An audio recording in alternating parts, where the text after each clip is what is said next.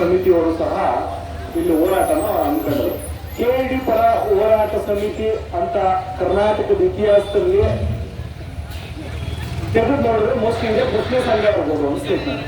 ಕೆಇಡಿಪಿ ಪರ ಸಮಿತಿ ನಾಚಿಕೆ ಆಗಬೇಕು. ಕೆಇಡಿಪಿ ಪರ ಸಮಿತಿ ಅಂತ ಹೆಸರಿಟ್ಕೊಳ್ಳಕ್ಕೆ ಕೆಇಡಿಪಿ ಪರ ಸಮಿತಿ ಅಂತ ಇಟ್ಕೊಂಡ್ರೆ ಪರವಾಗಿಲ್ಲ. ಕೆಇಡಿಪಿ ಪರ ರೈತ ಹೋರಾಟ ಸಮಿತಿ. ಏನು ಹೋರಾಟ ಹೇಳ್ರೆ ಭೂಮಿ ಕೊಡಕ್ಕೆ ಕೊಡಕ್ಕಲ್ಲ, ಅಲ್ಲೇ ತಾವು ತಪ್ಪು ಹೇಳಿರೋದು. ಭೂಮಿ ಕೊಟ್ಬಿಟ್ಟಿರೋದನ್ನ ದುಡ್ಡು ಇಸ್ಕೊಳಕ್ಕೆ ಇನ್ನೊಂದ್ಸರಿ ಅರ್ಥ. ಅಲ್ಲಿ ಇರೋರು ಯಾರು ಕರೆಕ್ಟಾಗಿ ಇದುವರೆಗೂ ಈಸಿಲಿ ಎಂಟ್ರಿ ಆಗ್ತಾ ಇರೋರು ಯಾರಾದ್ರೂ ಇದ್ರೆ ತೋರಿಸ್ಬಿಟ್ರೆ ನಮ್ಮ ಹೋರಾಟ ಇಲ್ಲೇ ಬಿಟ್ಬಿಡೋಣ.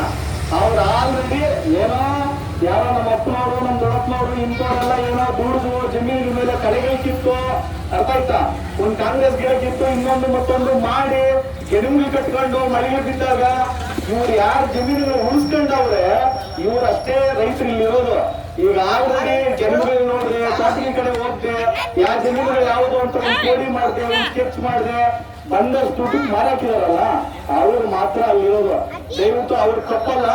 ಇವ್ರನ್ನ ಇಟ್ಕೊಂಡು ಏನೋ ಈಗಾಗ್ಲೇ ಈಗಲೇ ಅವ್ರು ಹೇಳ್ತಿದ್ದಾರೆ ಯಾವುದೇ ಕಾರಣಕ್ಕೂ ನಿಮ್ಮ ಇದಕ್ಕೆ ದುಡ್ಡು ಬರಲ್ಲ ಅಂತ. ಇವರು ಜನಗಳನ್ನ ದಿಕ್ ತಪ್ಪಿಸೋದಕ್ಕೋಸ್ಕರ ಹಿಂಗಡೆಯಿಂದ ಫಂಡ್ ಮಾಡಿಕೊಂಡು ಈ ತರ ನಮ್ಮ ರೈತರಲ್ಲಿ ವಿಭಾಗ ಮಾಡ್ತಿದ್ದಾರೆ. ಅದು ನಮ್ಗೆಲ್ಲರಿಗೂ ಗೊತ್ತಿರೋದೆ. ಸೊ ಈಗ ಕೆಡಿಬಿ ಪರ ಹೋರಾಟ ಸಮಿತಿ ಅಂದ್ರೆ ಯಾರು? ಭೂಮಿ ಮಾರಾಟ ಮಾಡಿರೋರು. ಹೇಳಿದವರಾಗೆ ಕೆಡಿಬಿ ಪರ ಹೋರಾಟ ಸಮಿತಿ ಅಂದ್ರೆ ಯಾರು? ಭೂಮಿ ಮಾರಾಕಿರೋರು. ಈ ನಮ್ಮ ಇವರು ಯಾರದು ಚಿಂತಾಮಣಿ ಸುಧಾಕರ್, MC ಸುಧಾಕರ್, ನಮ್ಮ ಜಿಲ್ಲಾ ಉಸ್ತುವಾರಿ ಸಚಿವರು, ಒಂದೇ ಚಕ್ರ ಅವಾರ್ಡ್ ಕೊಟ್ಬಿಡ್ತೀನಿ ಅಂತ. ಅವ್ರಿಗೆ ಯಾವ ತರ ಮನುಷ್ಯ ಅಂತ ಒಂದು ಉದಾಹರಣೆ ಹೇಳ್ತೀನಿ ನಿಮ್ಗೆ. ಒಂದು ಮನೆಯಲ್ಲಿ ಗಂಡ ಹೆಂಡತಿ ಇಬ್ರು ಇದ್ರಂತೆ, ಅರ್ಥ ಆಯ್ತಾ? ಗಂಡ ಹೆಂಡತಿ ಇಬ್ರು ಇದ್ರಂತೆ.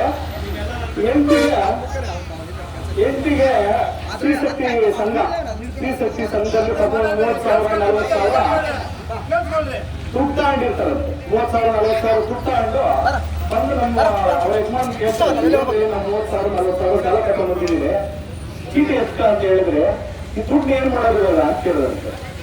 ದುಡ್ಡನ್ನ ಏನ್ ಮಾಡೋದು ಕೊಡಿ ಅಂತ ಕೇಳ್ತೆ ಅಂತ ಹೇಳಿದಂತೆ. ಅವ್ರಿಗೆ ಗೊತ್ತಂತೆ ಏನಂತ ಅಂದ್ರೆ ದುಡ್ಡು ಕೊಟ್ಟರೆ ಇವ್ರು ಹೋಗಿ ತಿಂದು ತುಂಬ ದುಡ್ಡು ಅಂತ ಏನ್ ಕೇಳಿದ್ರೆ ಎಲ್ಲಿ ಇಟ್ಟಿರ್ಬೇಕ, ಅರ್ಥ ಆಯ್ತಾ? ಅವ್ರ ಹೆಂಡತಿ ಏನ್ ಮಾಡ್ಕೊಂಡಿಲ್ಲ, ಬೇಡ ಒಂದು ಕೆಲಸ ಮಾಡೋಣ, ಎಮ್ಮೆ ತಕೊಂಬರೋಣ, ಒಂದು ಎಮ್ಮೆ ತಕೊಂಬಂದು ಏನ್ ಮಾಡೋಣ ಅಂದ್ರೆ ಹಾಲು ಕರೆಸ್ಬಿಟ್ಟು ಡೈರಿ ಕಟ್ಟೋಣ, ದುಡ್ಡು ಬತ್ತೆ ತಿಂಗಳ ನಮ್ಮ ಜೀವನ ಮಾಡಿ ಹೇಳ್ಬೋದು ಅಂತ ಹೆಂಡತಿ ಹೇಳ್ತಾರೆ. ಆಯ್ತು, ಅವ್ನು ಏನ್ ಮಾಡಿದ್ರು ಕೇಳಲ್ಲಂತೆ, ದುಡ್ಡು ಕೊಡು ಅಂತಂದ್ರೆ ಏನ್ ಮಾಡಿದ್ರು ಕೇಳಲ್ಲಂತೆ. ಆ ಹೆಂಡತಿನ ನಾನು ಎಮ್ಮೆ ತಗೊಂಬರೋದು ಸರಿ ಅಂತ ಯಾರೋ ನಮ್ಮ ಹೋರಾಟಗಾರ ಅಂತ ಪಾಪ ಹೋಗ್ಬಿಟ್ಟು ಒಂದು ಎಮ್ಮೆ ತಗೊಂಬರ್ತಾಳಂತೆ. ಎಮ್ಮೆ ತಗೊಂಬಂತು ಇನ್ನೇನು ಪಾಪ ಚೆನ್ನಾಗಿ ಮೇಯಿಸ್ತಾಳೆ. ಅದಕ್ಕೆ ಏನೋ ಎಮ್ಮೆ ಕರು ಹಾಕುವ ಟೈಮು, ಎಮ್ಮೆ ಕರು ಹಾಕಂತ ಟೈಮು, ಅರ್ಥ ಆಯ್ತಾ? ಆದ್ರೆ ಇದಕ್ಕಿದಂಗೆ ಪಾಪ ಮಲ್ಕೊಂಡ್ಬಿಟ್ಟು ಎದ್ದಳದೇ ಮಾಡ್ತಿದ್ರು.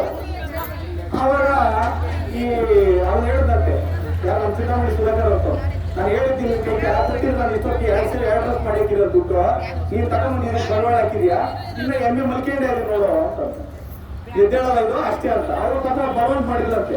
ಇಲ್ಲ ಹೋಗಿ ಡಾಕ್ಟರ್ ಕರ್ಕೊಂಡ್ ಅವ್ರೆ ಏನನ್ನ ಮಾಡಿ ಈ ಎಮ್ಮೆ ನಾವು ಉಳಿಸ್ಕೊಬೇಕು, ಇಲ್ಲಾಂದ್ರೆ ಸಾಲ ಸ್ತ್ರೀಶಕ್ತಿ ಸಾಲ ಸಂಘ ಕಟ್ಟಕ್ಕಾಗಲ್ಲ, ನಾವು ಜನಗಳೆಲ್ಲ ಮನೆ ಹತ್ರ ಬರ್ತಾರೆ, ಹೆಂಗಸರೆಲ್ಲ ಮರ್ಯಾದೆ ಹೋಗ್ತದ ಅಂತ ಹೇಳಿದ್ರು. ಸರಿ ಅಂದ್ಬಿಟ್ಟು ಅವರು 8 ರೂಪಾಯಿಗೆ ಏನ್ ಮಾಡಿದ್ರು ಅಂದ್ರೆ ಹೋಗಿ ಡಾಕ್ಟರ್ ಕರ್ಕೊಂಡು ಬರ್ತಾನಂತೆ. ಅವನು ಡಾಕ್ಟ್ರು ಅರ್ಧ ಡಾಕ್ಟ್ರು ಎಮ್ಮೆ ನೋಡ್ತಾ ಇಲ್ಲ, ನೋಡಕ್ ಮುಂಚೆನೆ ಇಲ್ಲ ಬುಕ್ಕ ಹೋಗಿ ಇದು 4 ಗಂಟೆ ಒಳಗೆ ಸತ್ತೋಗ್ಬಿಡ್ತದ ಅನ್ನಂತೆ ಯಾರೋ ಡಾಕ್ಟ್ರು. ಸರಿ ಆಯ್ತು, 4 ಗಂಟೆ ಒಳಗೆ ಸತ್ತೋಗ್ಬಿಡ್ತಾರೆ. ಇವ್ರು 8 ರೂಪಾಯಿ ಇನ್ನೂ ಚೆನ್ನಾಗಿ ಬೈತಂತೆ. ಇವತ್ತು ಇನ್ನ ಮಾಡಿದ್ರಿ ಇನ್ನ ದುಡ್ಡು ಮಾಡಿಕ್ಕಿರೋ ನಾನು ಅದ್ರೊಳಗ ಹೋಯ್ತು, ಎಮ್ಮೆನೂ ಹೋಯ್ತು, ದುಡ್ಡು ಹೋಯ್ತು, ಏನ್ ಮಾಡ್ತೀವಿ ಮಾಡೋವು ಅಂತ. ಆಮೇಲೆ ಅವ್ರು 8 ರೂಪಾಯಿ ಕೇಳ್ಕೊಂಡ್ರಂತೆ, ರೇ ಹೆಂಗೋ ಇಷ್ಟೆಲ್ಲ ಮಾಡಿಬಿಟ್ಟಿದ್ದೀರಿ, ಇಷ್ಟೆಲ್ಲ ಆಗೋದಿದೆ, ಒಂದು ದೇವ್ರಕ ಒಂದು ಕಟ್ಟಿ ಅಣಿಸ್ಬಿಟ್ಟು ಒಂದು ಮೀಸ್ತಿ ಕಟ್ರಿ ಅಂತ. ಸರಿ ಆಯ್ತು, 8 ರೂಪಾಯಿಗೆ ಏನ್ ಮಾಡ್ತಾನೆ, ದೇವ್ರಕ ಕಟ್ಟಿ ಅಣಿಸ್ಬಿಟ್ಟು ಮೀಸ್ತಿ ಕಟ್ತಾರಂತೆ. ಹೇಳ್ತಾರಂತೆ ಮೀಸ್ತಿ ಕಟ್ಟೋವಾಗ, ಸ್ವಾಮಿ ಏನಾದ್ರು ಈ ಎಮ್ಮೆ ನಾಳೆ ಬೆಳಗ್ಗೆ 4 ಗಂಟೆಗಳು ಎದ್ದು ಕರು ಆಗಿ ಹಾಲು ಕೊಟ್ಬಿಟ್ರೆ ಆ ದುಡ್ಡು ನಮ್ಮ ಸ್ತ್ರೀಶಕ್ತಿ ಸಾಲ ಎಷ್ಟೈತೆ ಅದೆಲ್ಲ ತೀರ್ಸಿ ಹಾಕ್ಬಿಟ್ಟು ತಗೊಂಡ್ಬಂದು ಇವ್ರಿಗೆ ಇದು ಎಮ್ಮೆ ಮಾಡ್ಬಿಟ್ಟು ಬಂದಿದ್ದು ಪೂರ್ತಿ ನೀನು ಉಂಡಿಗೆ ಹಾಕ್ಬಿಡ್ತೀನಿ ಅಂತ ಕೇಳಿ ಅಂತ ಹೆಂಡ್ರು ಕೇಳಿ ಅಂತ ಹೇಳ್ತಾರಂತೆ. ಯಾಕ ಗಂಡಕ ಸರಿ ಅಂತ ಅವ್ನು ಹಂಗೆ ಕೇಳ್ಕೊಂಡು ಏನ್ ಮಾಡ್ತಾನೆ, ಮೀಸ್ತಿ ಕಟ್ತಾನಂತ ಒಂದು ಅರಕೆ ಕಟ್ಕೊಳ್ತಾನಂತೆ ದೇವರ ಹತ್ರ, ತಿರುಪತಿ ವೆಂಕಟ ಸ್ವಾಮಿ ಹತ್ರ. ಸರಿ ಆಯ್ತು. ಬೆಳಗ್ಗೆ ಎದ್ದು 4 ಗಂಟೆಗೆ ಅವನು ಮಾತ್ರ ನಿದ್ದೆನ ಬರೋದು, ಇವನು ಬೈಕಿಗೆ ಇರ್ತಾವಂತೆ. ಸೊ ಎಮ್ಮೆ ಐದು ಎತ್ಬಿಟ್ಟು ನೋಡ್ತಾನಂತೆ. 4 ಗಂಟೆ ಒಳಗೆ ಕರು ಹಾಕ್ಬಿಟ್ಟಿರ್ತದೆ. 4 ಗಂಟೆ ಒಳಗೆ ಕರು ಹಾಕ್ಬಿಟ್ಟು ಎಮ್ಮೆ ಆರಾಮಾಗಿ ಎದ್ದಿರ್ತಾರೆ, ಆರಾಮಾಗಿ ಇದ್ದಂತೆ. ಆ ಎಮ್ಮೆ ನೋಡ್ರಿ ಏರ್ತಿರ್ತೀವಿ ಎಂಟ್ರೆನ್ಸ್ ಸ್ವಾಮಿ ಅವರ ಎಮ್ಮೆ ಎದ್ಬಿಟ್ಟೈತೆ, ಕರು ಹಾಕ್ಬಿಟ್ಟೈತೆ. ಈ ಎಲ್ಲ ಮಾಡಿ ನಾವು ಹಾಲನ್ನ ಕರ್ಕೊಂಡು ಡೈರಿ ಹಾಕಿ ಸಾಲ ಕಿರ್ಸಾಕಿ ಎಮ್ಮೆ ಮಾಡಿ ಹಾಕ್ಬಿಟ್ಟು ಚರ್ಚಿ ಎಂಟ್ರೆನ್ಸ್ ಸ್ವಾಮಿಗೆ ಹಾಕ್ಬಿಡ್ಬೇಕು ಉಂಡಿಕ ಅಂತ ಹೇಳ್ತಾರೆ. ಆಯ್ತು ಬಿಡಿ ಅಂತ ಹೇಳ್ತಾನೆ. ಕರೀತಾರಂತೆ, ಒಂದು ಸೂನೆಲ್ಲ ಪೂರ್ತಿ ಹಾಲು ಕರೀತಾರಂತೆ. ಕರೆದು ಡೈರಿಗೆ ಹಾಕ್ತಾರಂತೆ, ದುಡ್ಡು ಬರ್ತಾರಂತೆ. ತಿಂಗಳ ಏನ್ ಮಾಡ್ತಾರ, ಸಂಘಕ್ಕೂ ಬರ್ತಾರಂತೆ ದುಡ್ಡು. ಅರ್ಥ ಆಯ್ತಾ? ಆಮೇಲೆ ಏನ್ ಹೇಳ್ತಾರಂತೆ, ಸಾಲ ತಿನ್ನಬೇಕು ಎಮ್ಮೆನೆಲ್ಲ ಕಾರಣಕ್ಕೆ ನಾವು ಮಾರೇ ಬಿಟ್ಟು ಸಂತೆಗೆ ಹೋಗಿ ಮರೆಯಕ್ಬಿಟ್ಟು ಸೊ ನಾವು ಬಂದಿದ್ದ ದುಡ್ಡು ಉಂಡಿಕ್ ಹಾಕ್ಬಿಟ್ಟು ಅಂತ ಹೇಳ್ತಾರೆ. ಸೊ ಬಂದಿದ್ದ ದುಡ್ಡನ್ನ ಉಂಡಿಕ್ ಹಾಕ್ಬೇಕಲ್ಲ ನೀವೆಲ್ಲ. ಇವನು ಏನಪ್ಪ ಇದು ಅಂತಂದ್ಬಿಟ್ಟು ಮಾರಕ್ಕೆ ಇಷ್ಟ ಇಲ್ಲ, ಎಮ್ಮೆ ಮಾರಕ್ಕೆ ಇಷ್ಟ ಇಲ್ಲ, ಯಾಕಂದ್ರೆ ದುಡ್ಡು ಉಂಡಿಕ್ ಹಾಕ್ಬಿಟ್ಟಲ್ಲ. ಸರಿ ಆಯ್ತು ಅಂತ ಅಂದ್ಬಿಟ್ಟು ಏನ್ ಮಾಡ್ತಾರೆ ಅಂದ್ರೆ, ಯಾರೋ ದರ ಹಿಡ್ಕೊಂಡು ಹೋಗ್ತಾರಂತೆ ಕೆಟ್ಟಾಕಕ್ಕೆ. ಅವನಾರು ಹೇಳ್ತಾರಂತೆ, ಎಷ್ಟು ಸರ್ ನೀನ್ ತಂದಿದ್ದ ಎಮ್ಮೆ ಅಂದ್ರೆ 30,000 ತಂದ್ರಿ ಎಮ್ಮೆ, ಒಳ್ಳೆ ಎಮ್ಮೆನಿಂದ 60,000 ಕೊಡ್ತೀನಿ ಕೊಡಲೇ ಅಂತ. ಅವ್ರಿಗೆ 60,000 ಕೊಟ್ರೆ ಏನೋ 10,000 ಕೊಟ್ರೆ ಉಂಡಿಕೆ ಅಲ್ಲ ಹಾಕ್ಬೇಕಾದ್ರೆ ಅಲ್ಲ. ಸೊ ಅವ್ರನ್ನ ಈ ಬೈಕೊಂಡು ಹೋಗ್ತತಿ ಅಂತ ಎಮ್ಮಿನ ನಾವು ಉಂಡಿಕೆ ಹಾಕ್ಬಿಟ್ಟಲ್ಲಪ್ಪ ದುಡ್ಡೆಲ್ಲ ತಗೊಂಡೋಗಿ ಅಂತ ಅಂದ್ಬಿಟ್ಟು ಅಂತ. ಸರಿ ಆಯ್ತು. ಏನಿದ್ರೆ ನಾವು ತಡೆ ಊಟ ಮಾಡಿದ್ರೆ ಬೆಳಿಗ್ಗೆ ಎತ್ತು ಎಮ್ಮೆ ಹಿಡ್ಕೊಂತಾನಂತೆ. ಎಮ್ಮೆ ಹಿಡ್ಕೊಂಡು ಅವಾಗ ಏನ್ ಮಾಡಿದ್ದೆ ಅಂದ್ರೆ ಒಂದು ಕೋಳಿ ಎತ್ಕೊಂಡಂತೆ, ಅದ್ರ ಜೊತೆ ಒಂದು ಕೋಳಿ ಎತ್ಕೊಂಡ. ಕೋಳಿ ಎತ್ಕೊಂಡು ಸಂತೆಗೆ ಹೋದಂತೆ. ಸಂತೆಗೆ ಹೋಗ್ಬಿಟ್ಟು ಅವ್ರು ಯಾರು ಬಂದಂತೆ ಒಬ್ಬ ರೈತ, ಕೊಡ್ತೀರಿ ಎಮ್ಮೆ ಅಂತ ಕೇಳಿದಂತೆ. ಅದಕ್ಕೆ ಅವ್ರು ಹೇಳಿದಂತೆ, ನಮ್ಮ ವಂಶದಾಗ ಒಂದು ಪಾಲಿಸಿ ಇದೆ, ನಾವು ಎಮ್ಮೆ ಕೊಡಲ್ಲ, ಎಮ್ಮೆ ನೀನು ತಗೊಂಡಂಗಿದ್ರೆ ಜೊತೆ ಕೋಳಿ ತಗೋಬೇಕು ಅಂತ, ಎಚ್ಚರಾಗಿ ನೀನು ಕೋಳಿ ತಗೋಬೇಕು ಅಂತ. ಸರಿ ಆಯ್ತು ಹೇಳಿ, ಕೋಳಿ ವ್ಯಾಪಾರ ಹೇಳಿ.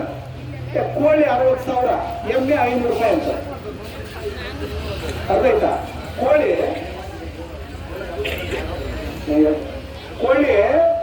60,000, ಎಮ್ಮೆ 500 ರೂಪಾಯಿ.